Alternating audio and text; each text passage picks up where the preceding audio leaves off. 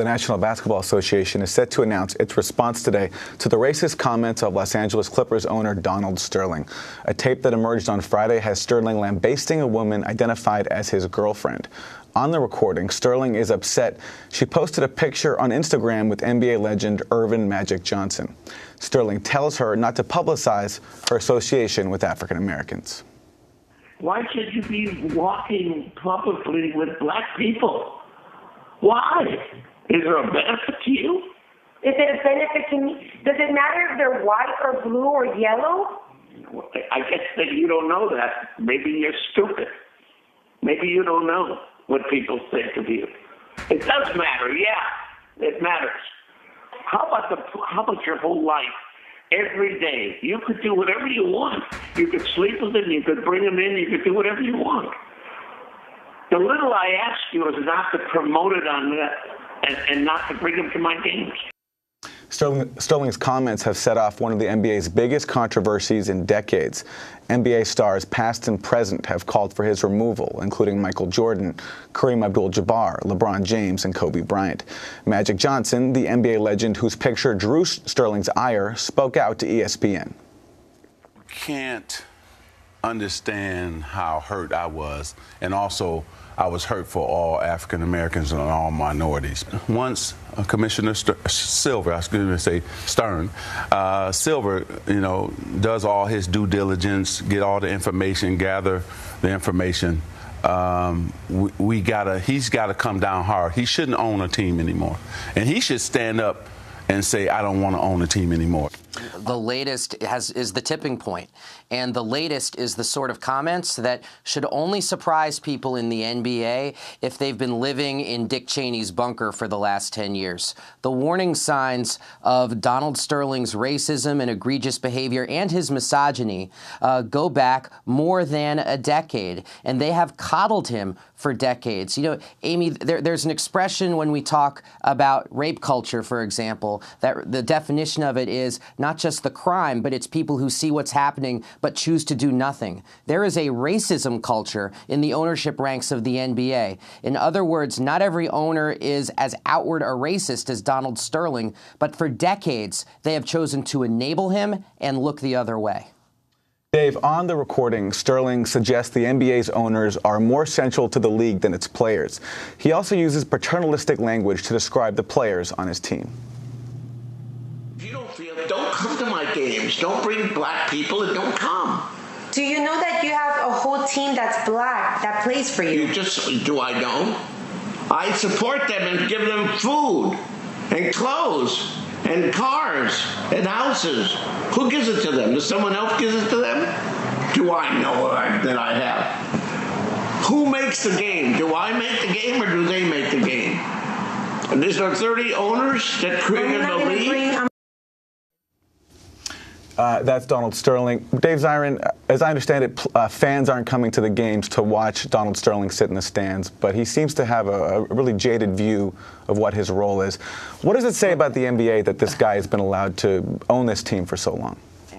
Aaron, that would be an outrageous statement for any owner, but that is a particularly outrageous statement for Donald Sterling. Donald Sterling is someone who bought the Clippers for $13 million, $3 million down, $10 million on layaway. And he has seen that investment, despite having losing seasons for, I believe, 28 of his 30 seasons as an NBA owner. Despite that, he has seen his investment rise from that initial $3 million to a team that he could sell for $800 million to $1 billion. And that is not because of Donald Sterling's genius or greatness. That's been because the league as a whole benefited from the sweat, blood, and tears of people like Michael Jordan, LeBron James, Kobe Bryant, and the aforementioned Magic Johnson. The idea that this is Donald Sterling's brilliance is ridiculous. And I'll even take it a step further. We're living in an era where the public pays for stadiums. We show up to watch players.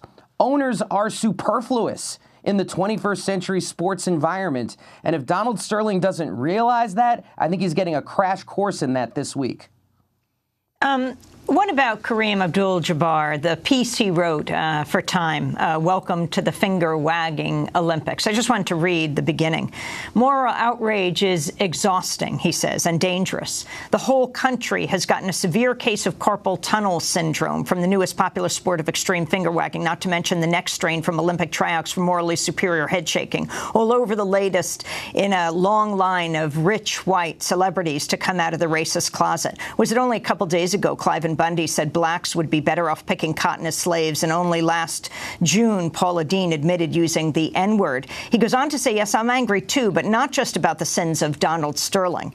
I've got a list, but let's start with Sterling. I used to work for him back in 2000 when I coached for the Clippers for 3 months. He was congenial, even inviting me to his daughter's wedding. Nothing happened or was said to indicate he suffered from IPMS, irritable plantain master syndrome. Since then, a lot has been revealed about Sterling's business practices, and he goes on to talk about, the Department of Justice suing him and et cetera. Also, the Clippers executive, one of the greatest NBA players in history, sued for employment discrimination based on age and race. So if he's forced by Adam Silver, the head of the NBA today, to sell the team, he makes a fortune.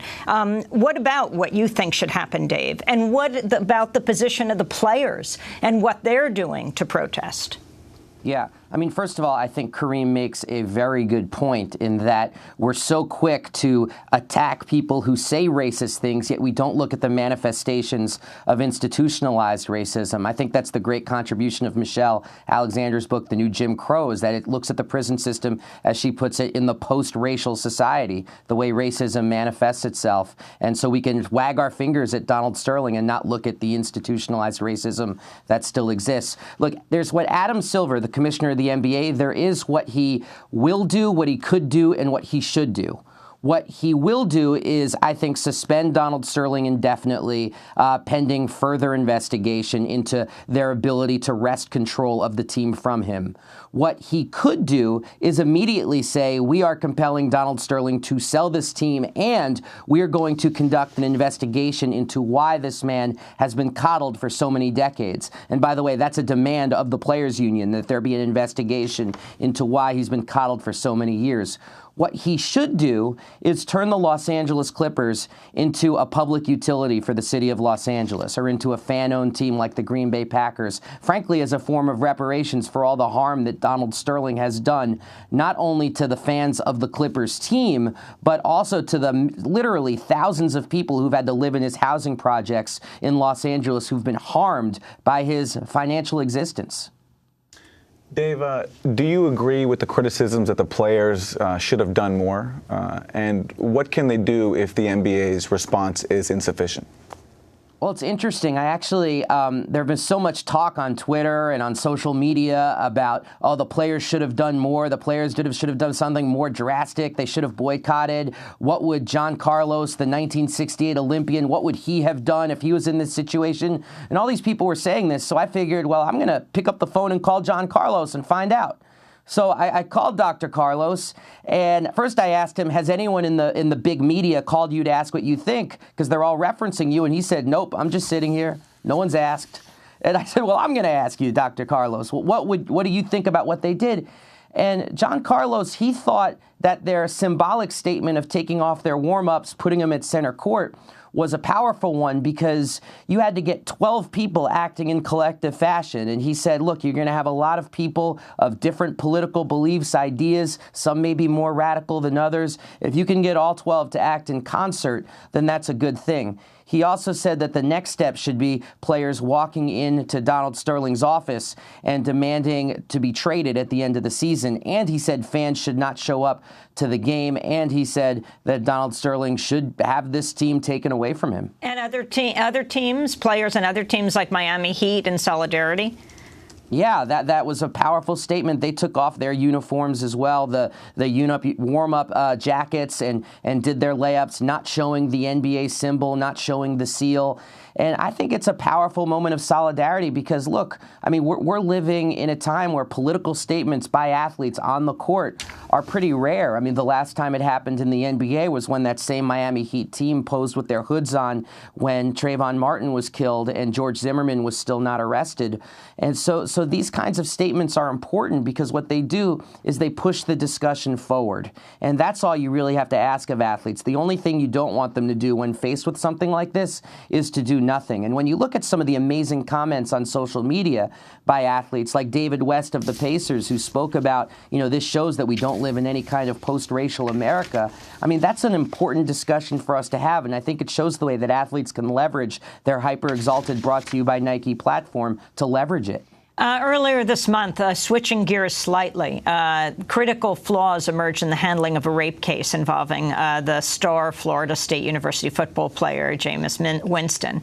In December, the local prosecutor said he lacked evidence to charge Winston. About a week later, Winston won the Heisman Trophy. Now, the New York Times reports, quote, there was virtually no investigation at all, either by the police or the university. Police closed the case without interviewing Winston, obtaining his DNA, or following obvious leads to identify witnesses, including one who videotaped the alleged assault. The university also failed to take action, allowing Winston to keep playing football. The mishandling appears to extend to other cases at FSU, and the report comes as students across the country demand their schools take action to hold students who commit sexual assault accountable. Dave Zirin, talk about this case. No, absolutely. I mean, first of all, as Jessica Luther has written, as we talk about this, we have to realize that rape on college campuses is not just a football problem, but it's something that affects an estimated 20% of college women. And so it's a broader problem in terms of how universities handle these kinds of cases. But in this particular case in Florida State, I mean, one of the things that it shows is that when you have a small college town like Tallahassee, you see the way the football program is an instrument not only of social cohesion, but also economic cohesion. Every Florida State game brings $1 million into the community. The police officer who is investigating this woman's claim that Jameis Winston sexually assaulted her, I mean, he's a member of the security team for the Florida State nonprofit Boosters Club, which donates literally hundreds of millions of dollars into the Florida State athletic department. So it's like one of those old company towns, like in Matewan, except the industry isn't coal, the industry is football, and that means that people get protected. And what's so awful about it is that because college sports, particularly the revenue-producing sports, football and basketball, because they're so exploitative and because they're so dependent on African-American labor, one of the things that you see is these players are treated as both a combination of chattel and heroes, with women often used as a form of currency to lure players into different campuses with the promise that they will be able to live without sanction. So they're not paid an honest wage. They're not treated like actually grown people who are bringing money and funds into the university. I mean, they're treated in a way that I think you could only describe as abusive, which I think is the starting point for a lot of these sexual assault cases. And Dave, very quickly, because we just have 30 seconds, but you were in Illinois last week covering this vote by Northwestern University football players on whether to form a union. Can you explain what happened in winning this right to vote and what happens next? Yeah, I mean, we're not going to see results from this for months, but this is it directly connects to the discussion about Florida State, because this is about football players actually asserting their humanity and demanding to be treated like human beings, to have a seat at the table and to be able to say, we want a say in our health care, we want a say in our travel schedule, we want a say in what we bring to this campus, and not to be treated like, frankly, extensions of pieces of equipment.